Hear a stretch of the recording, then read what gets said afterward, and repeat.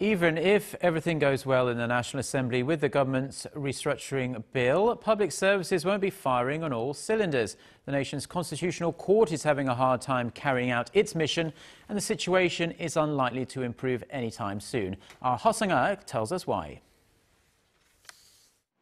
The Constitutional Court has had no president for nearly 2 months, and it's been well over a month since the court president nominee Dong-heug withdrew his candidacy in the face of allegations of ethical lapses.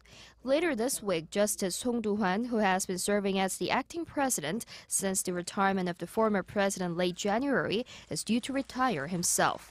That means for the first time in its 25-year history, the court will have to run with only 7 justices instead of the legally required 9.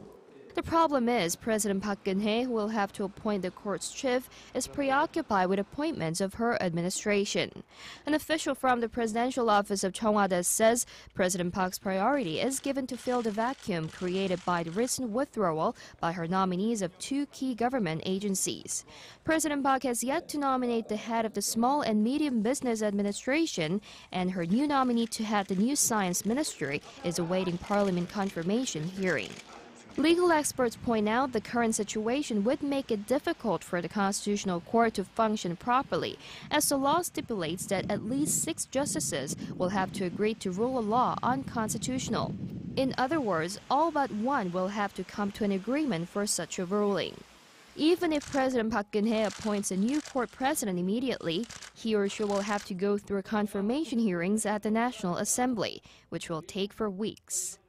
Heo Seung-ha, Arirang News.